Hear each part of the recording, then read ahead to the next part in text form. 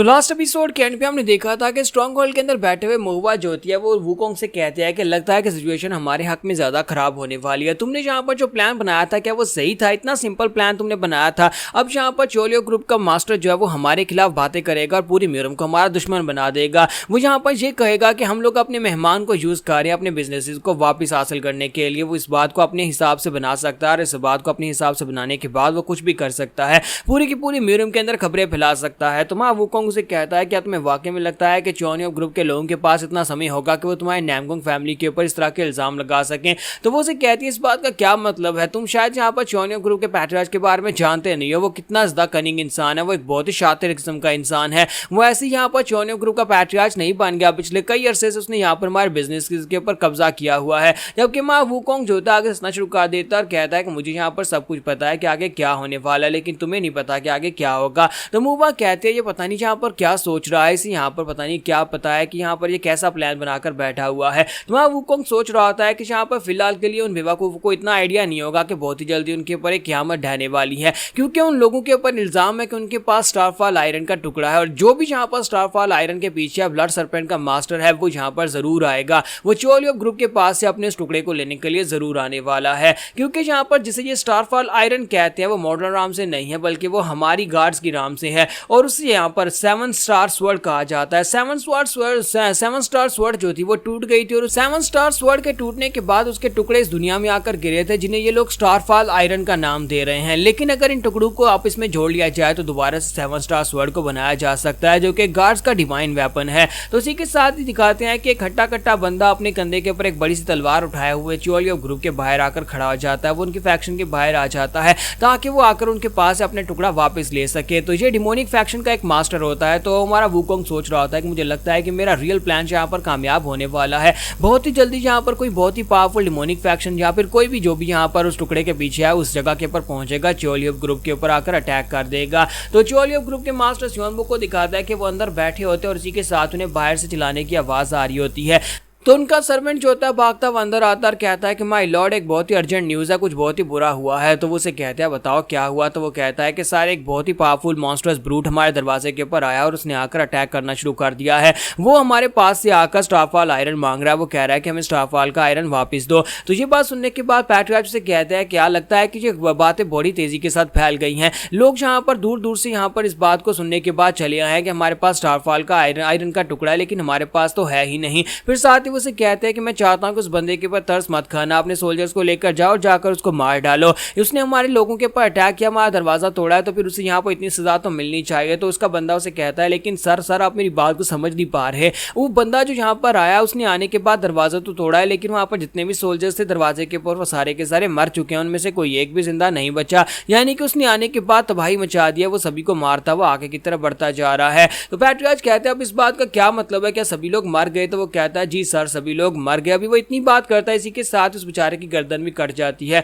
और वहां पर एक जबरदस्त धमाका होता है, क्योंकि वो ब्रूट अंदर घुस आता है। वहां पर आने के बाद उसको मार डालता है, जबकि पैट्रियार्च अपनी तलवार उठाते हैं और कहता है कि जल्दी से अपना नाम बताओ और बताओ कि तुम्हें क्या चाहिए। तो वो उसे कहता है कि मैं अपना नाम नहीं बताऊंगा, मुझे बस स्टारफॉल आयरन दो और मैं चुपचाप यहाँ से वापस चला जाऊंगा, क्योंकि तुम लोग यहाँ पर उस 7 स्टार स्वॉर्ड के फ्रैगमेंट को अपने पास नहीं रख सकते। जबकि हमारे पैट्रियार्च सोच रहे होते हैं कि मैं यहाँ पर इसे वो कहां से दूं जो चीज मेरे पास है ही नहीं। लगता है कि यहाँ पर जिस तरह से उसने अपनी पावर्स को यूज किया है ये डिमोनिक फैक्शन से हो सकता है। डिमोनिक फैक्शन के मास्टर से अकेले फाइट करना काफी ज्यादा मुश्किल है। फिर साथ ही वो कहता है कि हमारे पास वो चीज नहीं है, चुपचाप यहाँ पर से वापस चले जाओ। अगर चोनियो ग्रुप के पास वो चीज होती भी तभी हम लोग डिमोनिक फैक्शन के किसी मेंबर को वो चीज बिल्कुल भी नहीं देते। तो इसी के साथ ही वो मोटा बंदा जो होता है वहां पर अपनी तलवार उठाता और कहता तो फिर ठीक है, मैं यहाँ पर हर एक चीज को जलाकर राख कर दूंगा। वैसे भी यहाँ पर वो आयरन का टुकड़ा जो है वो आग से जलता नहीं है, तो तुम सभी लोगों के जलकर हाक होने के बाद एंड के ऊपर सिर्फ वही बचेगा और मैं उसे ले लूंगा। इसी के साथ ही वहां पर वो अटैक करना स्टार्ट करता है तो पूरी बिल्डिंग उड़ जाती है। वहां पर बड़े बड़े धमाके हो रहे होते हैं, जबकि नामगोंग फैमिली का सीन दिखाया जाता है। किसी के साथ एक बंदा भागता हुआ उनके पास आता है, लड़की जो होती है उनके पास आती है और कहती है लेडी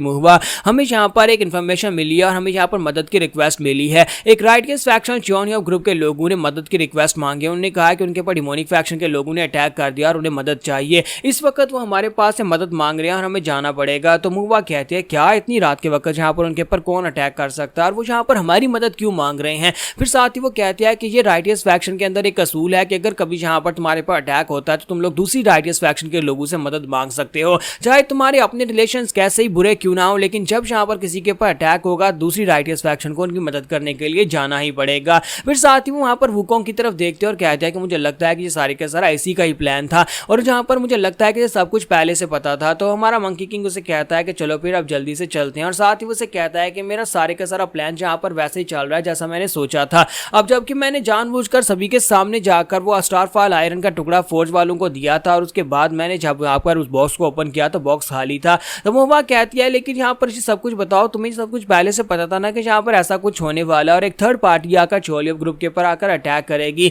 लेकिन तुम्हें ये कैसे पता था कि वो डार्क फैक्शन के लोग हो सकते हैं और आकर वो लोग स्टारफॉल आयरन का टुकड़ा लेने के लिए ये करेंगे। तो वुकोंग कहता है कि मुझे क्या पता ये डार्क फैक्शन क्या है। तो उसे कहती है कि तुम्हें डार्क फैक्शन के बारे में कुछ भी नहीं पता। लेडी मूवा उसे कहती है कि डार्क फैक्शन यानी कि डिमोनिक फैक्शन के लोग जो कि यहाँ पर ऑर्थोडॉक्स और अनऑर्थोडॉक्स फैक्शन से काफी ज्यादा अलग सोच और काम करते हैं, वो लोग कमीने और घटिया लोग हैं जो कि म्यूरम में खून खराबा करते हैं, जो वो लोग जहाँ पर बिना सोचे समझे भी किसी को भी मार डालते हैं। उन्हें इस बात से फर्क नहीं पड़ता कि वो किसको मार रहे हैं, उनकी अपनी एक अलायंस है। जब लास्ट टाइम जहाँ पर हमारी नैमकोंग फैमिली की उनके साथ फाइट हुई थी हमने उनके काफी सारे लोग मार दिए थे, लेकिन उसके बाद से यहाँ पर काफी ज्यादा शांति है क्योंकि उसके बाद से डार्क फैक्शन के लोगों ने कोई भी मूवमेंट्स नहीं किया, ना ही यहाँ पर आकर कुछ हल्ला गुल्ला किया है। लेकिन अब फाइनली यहाँ पर वो लोग बाहर निकले और चोलियन ग्रुप के ऊपर आकर अटैक कर रहे हैं, तो हमें जाना ही पड़ेगा, हमें उनकी मदद करने के लिए वहां पर जाना पड़ेगा। तो वुकोंग कहता तो फिर चलो चलते हैं, अब जहाँ पर तुम्हारी जांगा फौज वापस लेने का वक्त आ चुका है। चोलियन ग्रुप के लोगों की मदद करते हैं, जाकर उनकी मदद करने के बदले में हम उनके पास से अपने बिजनेसेस को वापस लेंगे और यही वो राइटियस तरीका है जो हमारे लिए सही रहेगा। इससे हम लोग यहाँ पर बिना किसी खून खराबे के उनके पास से अपने बिजनेसेस वापस लेने वाले हैं। तो मूवा जो होती है आंटी से कहती है कि जल्दी से वॉरियर्स को तैयार करो, अपने एलीट वॉरियर्स की एक टुकड़ी को उनके एक सेक्टर के पास भेजो ताकि उनकी मदद की जा सके। और खुद वो भागती हुई हमारे वुकोंग के पीछे चली जाती है कि वहाँ वुकोंग भी बड़ी तेजी के साथ भागता वो सेक्टर की तरफ जा रहा था और सोच रहा होता है देखते हैं कि यहाँ पर कौन सी बड़ी मछली फंसी है। मुझे इतना तो पता है कि मैंने चारा फेंका था और एक मछली फंसी है, वहां पर जाने के बाद ही पता चलेगा। जबकि चोलियव ग्रुप का सीन दिखाता है कि चोलियव ग्रुप तो पूरी तरह से जल रहा था, उनकी जो मेन बिल्डिंग होती है वो पूरी आग में झुलस रही होती है और वहां पर दरवाजे के सामने डिमोनिक फैक्शन के सोल्जर्स और उनके डिसाइपल्स खड़े होते हैं। यहाँ तक के 4 एल्डर्स खड़े होते हैं जो कि अलग अलग फैक्शन से होते हैं और चारों ने यहाँ पर मिलकर दरवाजे को ब्लॉक कर रखा होता है। तो मिस मुवा जो होती है वहां पर आने के बाद कहती है देखो तो जरा यहाँ पर चोलियव ग्रुप के लोगों के बारे में कहा जाता था कि उनकी बिल्डिंग और उनका गार्डन सबसे खूबसूरत है इस पूरे एरिया में, लेकिन अब वो जलकर खाक होता जा रहा है। साथ ही वो कहती है कि वहां पर सामने ये लोग जो खड़े हैं ये सारे के सारे डार्क फैक्शन से हुई कि डार्क फैक्शन के लोग जहां पर एक अलायंस बनाकर आकर दरवाजे के ऊपर खड़े और वहां पर 4 एल्डर्स भी खड़े हैं। चारों के चारों ही एल्डर्स काफी ज्यादा पावरफुल और अपनी अपनी फैक्शंस के मास्टर्स हैं। अगर ये लोग दरवाजे पर खड़े हैं तो इसका मतलब यह है कि ये लोग हमें अंदर जाने नहीं देंगे। यहाँ पर हमारी एपिसोड 19 का एंड होगा और नेक्स्ट एपिसोड में देखेंगे कि हमारा वुकोंग अपना रास्ता बनाकर अंदर कैसे जाएगा और जाकर उस ब्रूड के साथ क्या फाइट को जीत पाएगा या नहीं।